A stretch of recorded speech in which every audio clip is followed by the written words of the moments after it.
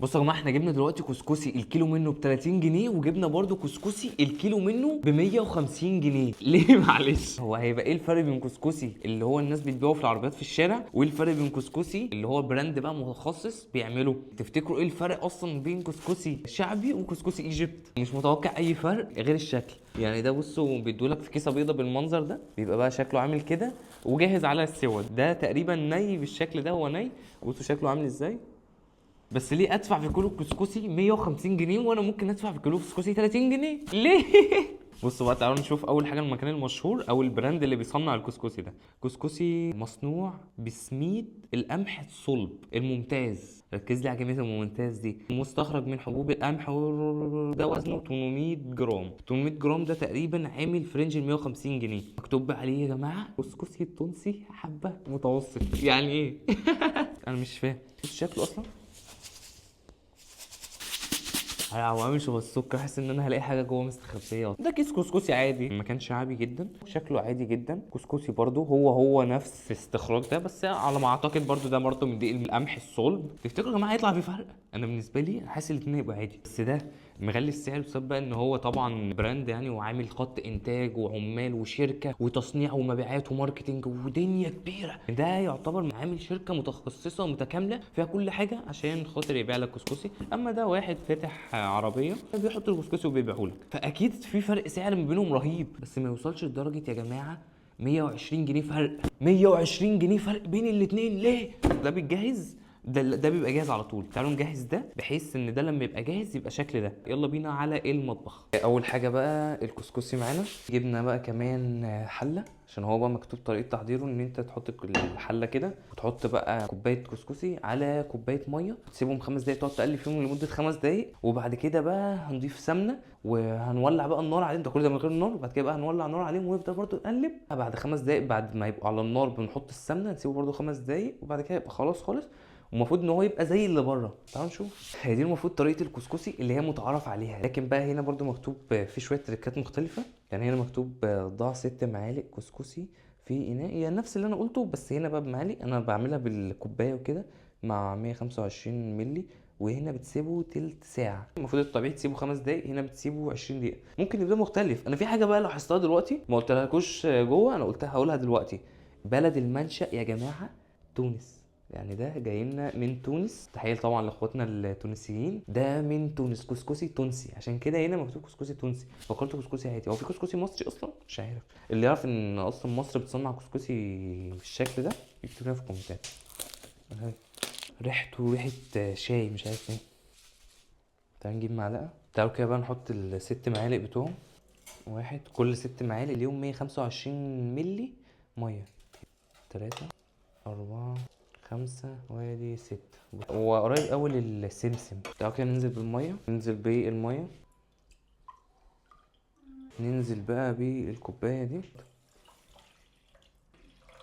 نزلنا الكوباية كلها. أنا هعمل حاجة حلوة، هنزود أكتر، بس أنا عملت البتاع ده قبل كده.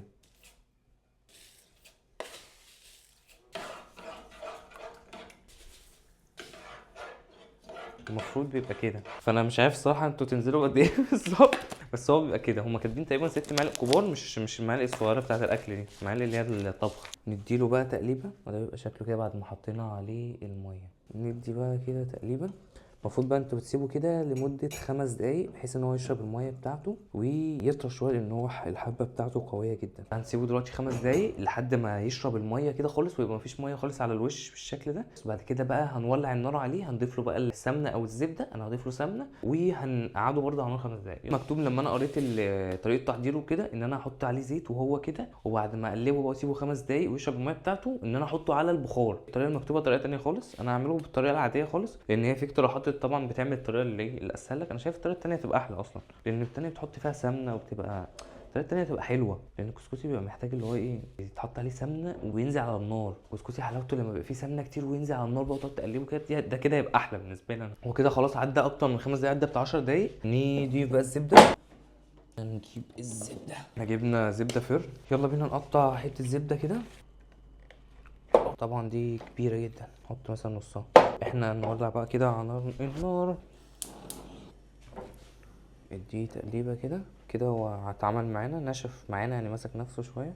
سيبه بس دقيقة بالظبط، أقل من دقيقة على النار، ونحط جواه الزبدة. والخشبة بتحرق، الخشبة بتحرق، البلانشة اتحرقت معانا يا جدعان، أنا عايز تعويض. ننزل بيه الزبدة. بيو. يلا يا باشا، النهارده هناكل زبدة لحد ما هنتدلع. وكان المفروض نسيحها صح، بس احنا ممكن نسيب جنب كده لوحده ونسيح في الزبدة اهو يعني. اهو في تاني زبدة هنا اهي. كسكسي، ايه اسم الكسكسي ده اصلا؟ اسمه غريب قوي. كده ساح معانا، نمركز بقى كده كله في بعض. حاسس ان النار عالية، مش عارف ليه، حاسس ان هو محتاج زبدة تاني، بس اديله تقليبه بس ونشوف لو محتاج تاني نضيف له عادي. بس احنا حطينا كمية حلوة يعني. ما اظنش اللي هو كسكسي ابو 30 جنيه ده حطوا فيه الكميه دي. هو ممكن يبقى فرق سعر الكسكسي ده 30 جنيه ل 150 جنيه بسبب ان ده بتحط له زبده هنا. ايه ده؟ بس احنا اللي بنحط له زبده صح. ايه ده يعني كده؟ ايه ده؟ ايه اللي انا بقوله؟ ايه اللي انا بقوله ده؟ يعني كده اصلا الراجل تلاقيه اصلا مش حاطط زبده، ممكن يبقى حاطط سمنه. سمنه ايه؟ ممكن تلاقيه حاطط زيت عادي. يلا يا باشا، عايز قطعه؟ حلو السمنه، ولا نحط تاني؟ تعال نحط تاني. ادي يا باشا، هي دابت خالص. بص طبعا كسكسي يعني محتاج سكر بودر، جبنا السكر ده من الضحى. نحط حبة هنا.